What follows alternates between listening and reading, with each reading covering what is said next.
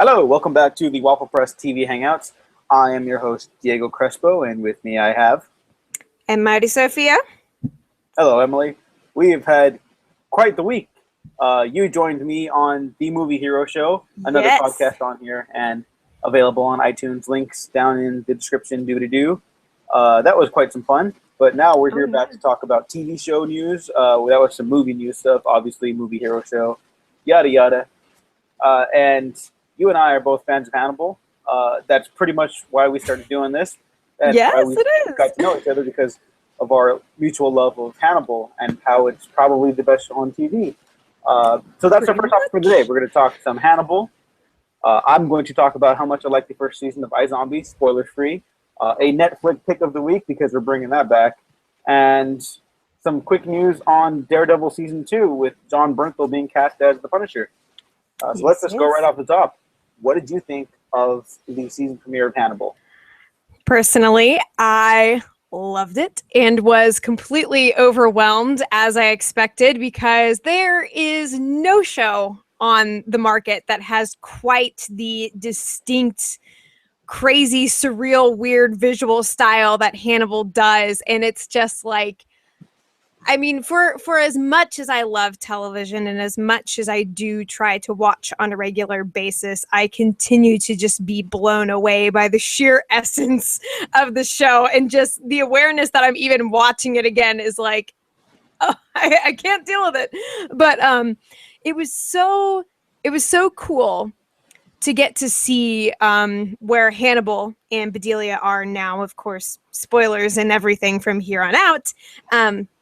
But yeah, so getting to see the way that Hannibal has adapted to this new old sort of life in which he is continuing to orchestrate all things in his favor, and really getting to learn more about who Bedelia is, and yet being inspired to ask so many more questions about her, I think was one of my favorite aspects of the episode.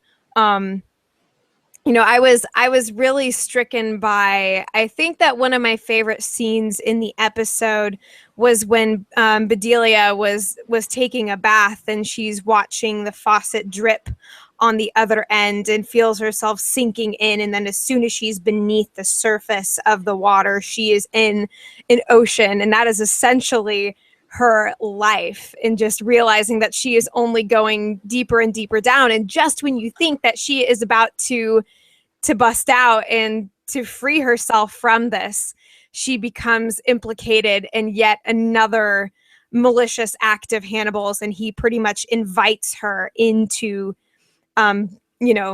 committing this act with him, so to speak. She admits that she is curious, and that is enough for Hannibal to be able to latch on to. And the whole idea that, she says, I'm trying to remember what she said. Like, consciously, I still believe that I am fully in control of my own actions. But we see everything around her and all the ways in which, even when she is sitting waiting for the train, and she's looking at the security camera, and we even get to watch her like from the security camera, and it zooms in on her, and then she is looking at that lens. Like, she can feel Hannibal watching her everywhere. And so it's I think it was really a big episode for her to shine, getting to see the flashback to that the incident with the patient.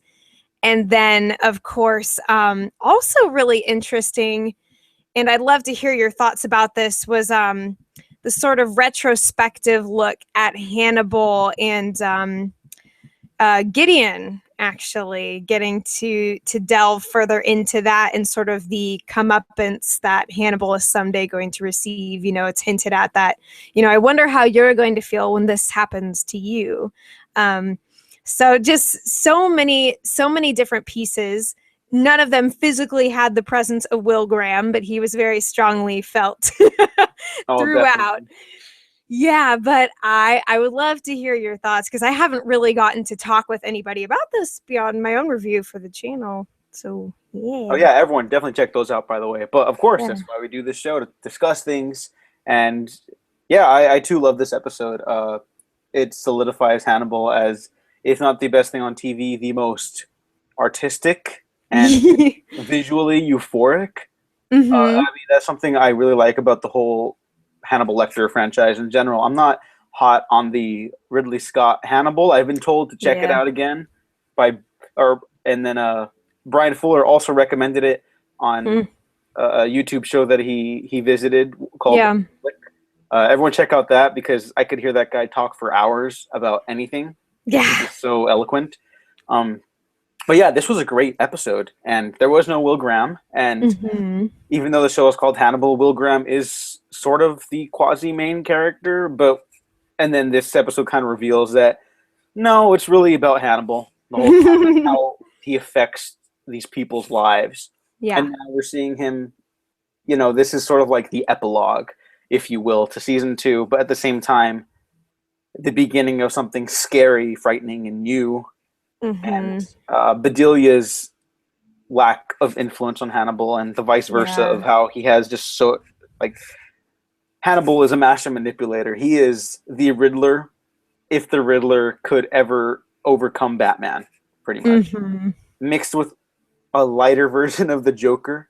Because I mean, a lot of the stuff in the show is him just seeing. Oh, I wonder what happened if I push these people in this direction. Can I make this person as bad as me? Can I make this person into a serial killer?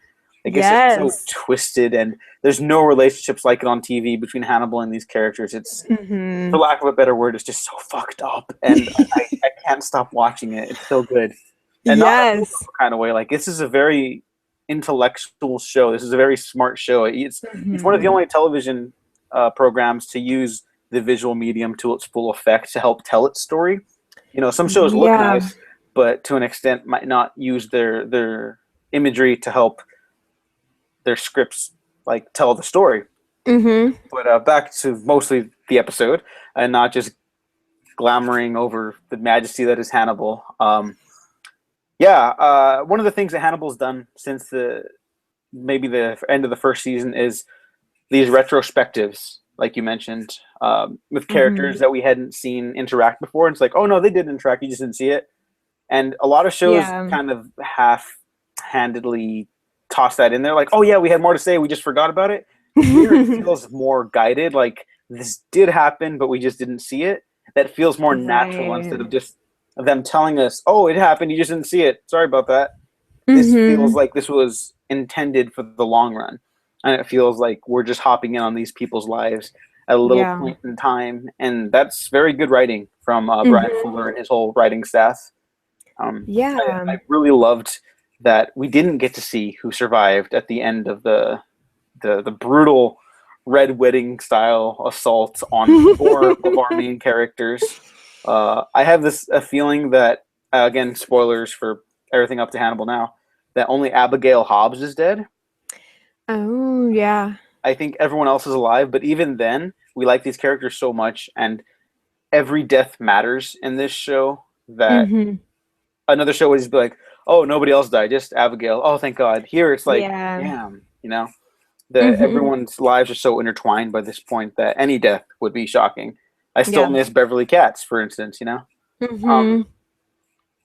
Besides Hannibal, obviously, he's got this cool new Euro style with the leather jacket, the motorcycle helmet, and just riding around. That opening, I have to say, that opening scene was actually like super weird because it felt like some really stylish kind of horror movie because they had this creepy music that was playing and he's just racing around on his motorcycle all like Wolverine style. But there's something that's scary about it. Not like, oh, here comes the cool badass, but like, oh shit, here he comes. You know, that's how I felt. Yeah. It started, I'm like, oh geez. You know, we like watching Hannibal, but he's a terrifying monster of a human being. I struggle to even call him a human being. He's sort of like this embodiment of malice and destruction. And even though he got away with it, it's like, well, I'm kind of bored now. So now I'm gonna call everyone who was looking for me to come find me. Like, that's just, oh my God, that's so messed up and fascinating because it doesn't feel like you're just doing it to move the plot along. It all feels based in character, and there are a few shows, if any, that have done it as well as Hannibal. God bless Brian Fuller. And Bedelia, of course, is magnificent. And I think I tweeted out immediately as I watched the scene where she prepared for a bath. I was like, my God, she's just royalty.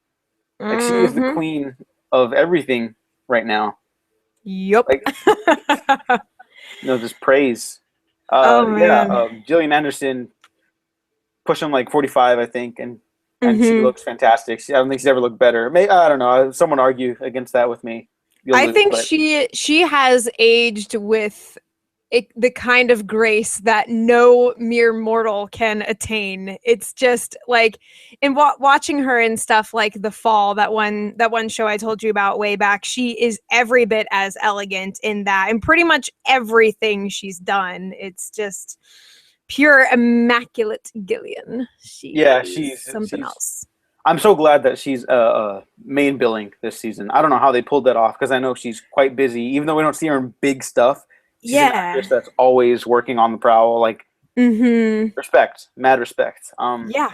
All around a great season premiere for Hannibal. Mhm. I hope I didn't forget anything else that you mentioned, but With Gideon, the yes, the okay. dinner. I was actually going to ask you in specific because people were kind of divided about that as to whether it was like what actually happened or if it, I mean, I think that we are being shown more of what did occur, but some people were arguing that it's like stuff going on in Hannibal's mind, but I don't know. No, I think I don't it think that's the case at happens. all. Yeah. I think that was an actual physical thing that happened, and now he's just, Mhm. or he's not even remembering. It's just something we're getting a look at for the first time. Yeah, that's kind of how I saw it too. And I was confused as to why so many people were bringing that up. And it's almost that, like, oh, it's this weird, trippy show. So it's all in your head. It's like, I don't think it has to be. Yeah, no, I don't think it's the case either. I figured out the way to perfectly describe that, though.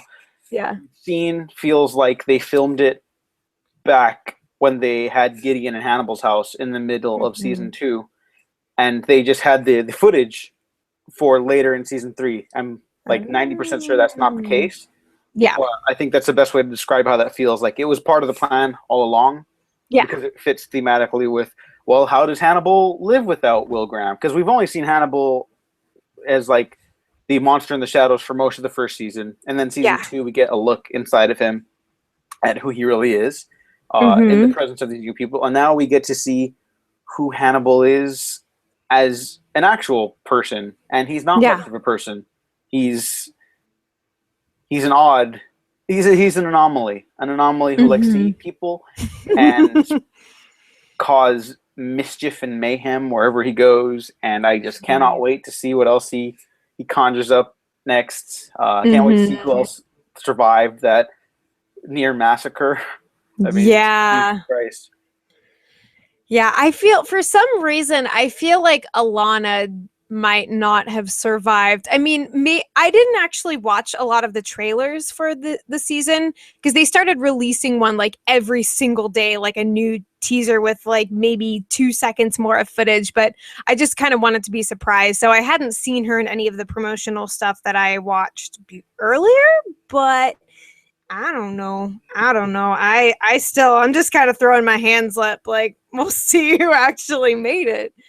Um but yeah, one more thing that I wanted to mention just to kind of elaborate on stuff with Bedelia. Yeah, go I for it. think yeah, I think it was really cool that we finally got to see that pivotal scene that had been talked about so much in earlier seasons, like with the patient who she killed but when we find her in that moment, like the camera pans back and like she's laying beside this man and you don't really know what's going on. And then you see like she pulls her entire arm out of this guy. I'm like, that's not normal.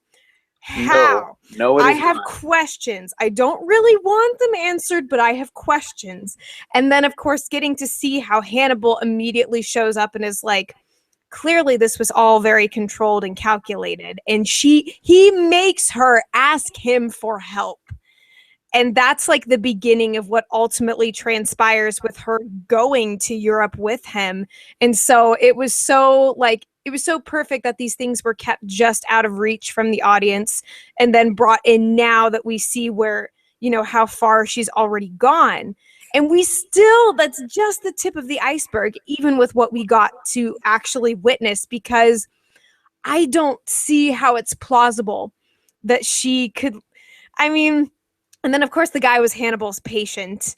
And so it's part of that whole, like, you know, sicking people on other people to make them into who he wants them to be for who knows. But it's so messed up. And I was just so in awe of that, getting to return to that scene and see how everything is unfolding. Hannibal is always so many steps ahead. And still steps ahead, even with getting to see that. There's so much more that I think we're gonna get into the further things go with Bedelia too. So yeah, that's kind of what I'm thinking. Yeah, one last note then. That was Zachary Quinto as the murdered patient. Yes, I read that, and that is hilarious to me. It's a quick cameo, and then Brian. It's not a spoiler because Brian Fuller wanted to make it clear that he is coming back. Yeah, you're going to see more of his story. So good, because Zachary Quinto is awesome, and he was severely underutilized in the last couple NBC shows he's been in. I actually didn't watch The Slap, but in Heroes, he was a great villain the first season, and then like if you look up diminishing returns in the dictionary, it's like a picture of Zachary Quinto from his on set in Heroes, because that's what happened to him, unfortunately. Yeah. Those are our thoughts on the season premiere of Hannibal. Excellent season premiere.